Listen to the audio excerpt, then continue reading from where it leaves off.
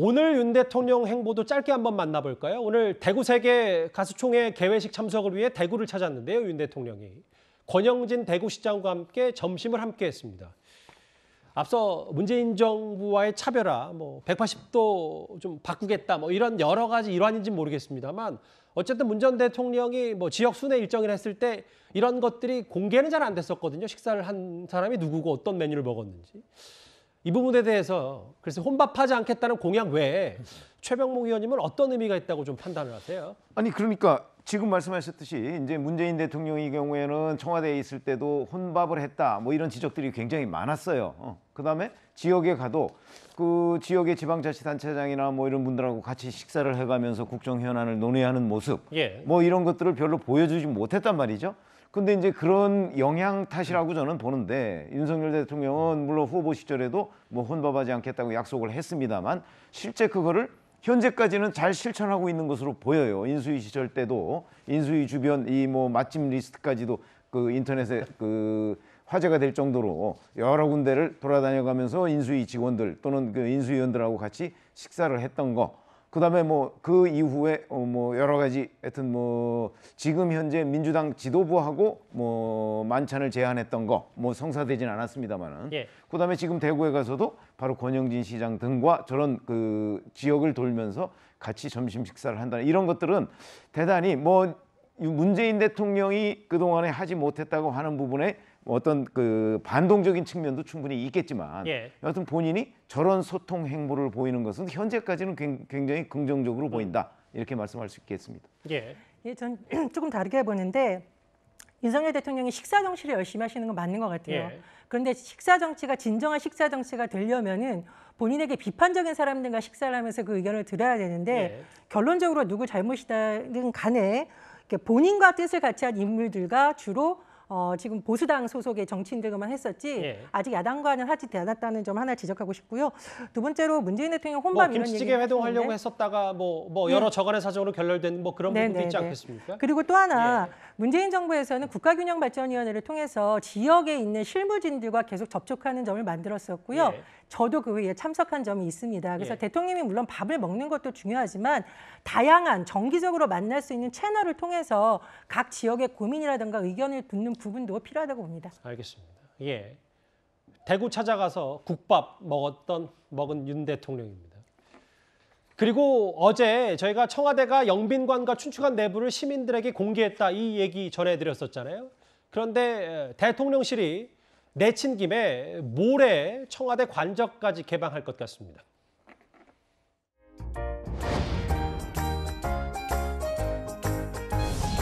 이 청와대 이 공간은 아주 잘 조성된 아주 멋진 공원이고 그리고 문화재입니다. 그리고 무엇보다 국민 여러분의 것입니다.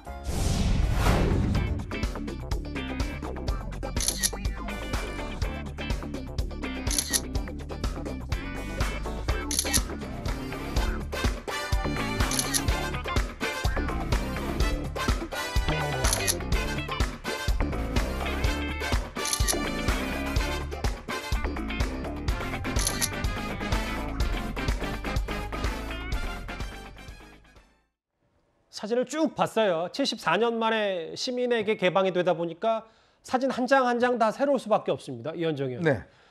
원래 관저 침실에는 침대가 있었겠는데 일단 침대는 빠져 있는 하고 창문 얘기 있고요. 관저에서 응접실 얘기, 소파가 놓여 있는 관저 사진도 있고. 저쪽에 보니까 여기 저를 잠깐 비춰주실까요? 여기 보면은 드레스룸. 여기 보면 의자도 있고 거울도 있고 여러 집기들도 있고 여기 보면 냉장고 같기도 하고 미니 냉장고 이런 관저까지 모레 전면 개방하겠다 이렇게 대통령실이 오늘 보도자를 통해 밝혔어요. 일단 내부 정리가 이제 마무리되는 것부터 하나하나 이제 공개를 하는 것 같습니다.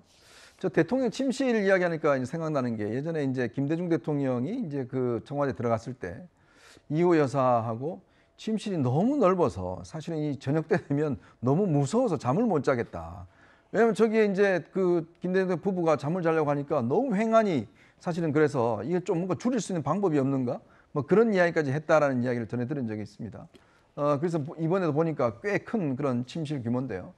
저는 중요한 것은 지금은 이제 많은 국민들이 호기심 때문에 청와대를 찾고 또 먼저 가보려고 하는 거지만 앞으로 이게 이제 지속 가능할 것인가의 문제를 좀 고민을 해봐야 될 것 같아요. 어떤 말씀이십니까? 왜냐하면 예전에 청남대가 한번 개방된 적이 있습니다. 예. 처음에는 이제 많은 사람들이 갔어요. 근데 그 다음부터는 시큰둥해졌거든요. 근데 그 다음에 이제 청남대에 대한 여러 가지 프로그램들을 개발하면서 결혼식도 개방하고 뭐 여러 가지 행사도 하고 등등 하면서 이제 청남대가 다시 주목을 받은 바 있습니다. 마찬가지로 지금의 청와대도 많은 국민들이 정말 대통령이 어떻게 살았지? 궁금증에 한번 가보는데 그 다음에 또 가고 싶은 데를 만들어야 되거든요. 그러니까 이른바 문화 공간으로 좀 만들어야 그렇죠. 된다. 왜냐하면 예. 이제 저 공간을 그냥 저렇게만 놔둘 수는 없는 거 아닙니까? 앞으로 어떤 식이든지 이용을 해야 되고 뭐 청와대 본관은 그러면 어떻게 박물관으로 할 것인지 등등 많은 고민들을 해야 될 겁니다. 예. 지금이야 이제 호기심 때문에 많은 분들이 가지만 그래서 저는 좀 지속 가능한 청와대의 어떤 발전 플랜 또 개방 플랜 이것도 지금 마련해야 될 것이 아닌가 그런 조언을 좀 드리고 싶습니다. 지금 드레스룸 모습도 보이고요. 뭐 각각 시청자분들 뭐 저도 그렇고 저 사진들을 볼 때마다 느끼는 게 다를 겁니다. 고풍스럽네. 혹은 뭐 너무 옛날 집이다. 좀 너무 큰 거 아니야. 뭐 이런 여러 가지 생각들이 있을 텐데 서영주 대변인 네. 뭐 지금 여러 저기는 주방인 것 같고요. 졸속 대통령실 이전 혹은 뭐 무속 논란까지 아직 송영길 후보도 언급을 하면 청와대 전면 개방을 두고 그 전까지는 여러 얘기들이 좀 많았는데 이렇게 시민에게 뭐 개방이 되는 부분에 대해서는 긍정적인 요소도 분명히 있는 거 아닌가? 뭐 어떻게 판단하세요? 그러니까 애초부터 얘기했던 게 그거예요. 두 개는 별개의 문제입니다. 아하. 그러니까 청와대 개방 문제를 반대한 게 아니고 그러니까 그 개방이 꼭 지금이어야만 하느냐 이 문제를 지적했던 것이죠. 졸속 이전이라는 게 용산하는 거 누가 말립니까? 새로운 정부에서 청와대 그러니까 대통령 집무실을 용산으로 옮기는 걸 반대할 이유는 없죠. 근데 이걸 하루도 지체할 수 없이 용산으로 간다? 그건 합리적으로 이해가 안 되죠. 그렇기 때문에 졸속 이전이라고 했던 것이고 졸속 이전을 하면서 여러 가지 문제가 아직도 뭐 5층 공사가 끝나지 않은 부분도 있고 예. 아직 뭐 말하자면 출퇴근 구간 부분에 있어서의 교통 정체나 이런 것들이 시민들이 되게 괴로워하시는 부분들이 있다. 조금 더 청와대에서 한 5, 6개월 머물렀다가 그리고 나서 완전하게 이제 용산의 관저까지 뭐 어떻게 이제 신축을 하든지 해서 완전한 직무 요건을 갖춘 다음에 옮기셨으면 저희가 뭐 민주당에서 졸속 이전이라고 하겠습니까? 그리고 일반 국민들께서도 토론은 아직까지도 이건 이해할 수 없다. 그러다 보니 이제 미신 논란까지 나오는 거다. 근데 저는 청와대 개방은 국민들한테 개방하는 부분들은 굉장히 환영합니다. 호기심도 있을 것이고 와서 또 즐길 부분들도 알겠습니다. 즐기는 것인데 아까 이제 이현정 위원께서 말씀한 대로 청남대의 모델을 따지면 한 얼마 못 갈 겁니다. 한 2, 3년 정도 다 이렇게 보고 나면 이 활용도에 대해서 심각하게 좀 고민할 필요가 있다라는 말에 동감합니다. 예. 청와대 외부는 물론이고 어제 얘기했던 뭐 춘추관과 영빈관 그리고 대통령의 사적 공간인 이 관저, 드레스룸, 뭐 응접실, 주방까지 다 공개가 되면서 근데 이제 청와대에서 20년 근무한 요리사 아까 이현정 의원님도 잠깐 언급을 해주셨는데 대통령 침실 80평에 침대 하나뿐이다. 엄청 무섭다. 뭐 여러 뭐 구중물걸 얘기가 다시 한번 또 나올 수도 있고요. 관절을 보면서 또 시청자분들이 느끼시는 것도 또 제각각일 수 있습니다. 아니 그렇기 때문에 사실은 그 청와대에 한번 들어가면 다시는 못 나온다. 이런 이제 굉장히 현실적인 얘기거든요. 사실 청와대 개방이라는 거와 대통령 집무실 이전이라는 거는 결국은 같은 거예요. 청와대를 개방해야 대통령 집무실을 이전할 수 있는 거 아니겠습니까? 그렇기 때문에 뭐 지금 졸속 뭐 이런 얘기들 하고 야당에서 비판을 하고 있습니다만은 뭐 무슨 안보 공백이 어떻고 뭐 교통 체증이 어떻고 그러는데 그거 뭐 지금까지 그 이전한 지 꽤 되지 않았습니까? 그런데 안보 공백 없었고요. 교통 체증 뭐 일부 몇몇 국민이 뭐 그런 그 어려움을 호소하고 있는지는 모르겠으나 그건 아직 전혀 검증된 바가 없는 거잖아요. 그렇게 예. 보면 제가 볼 때는 저거는 뭐 결국은 이제 선택의 문제였고 윤석열 대통령이 이제 그 실행을 함으로써 국민들 앞에 보여준 것이다.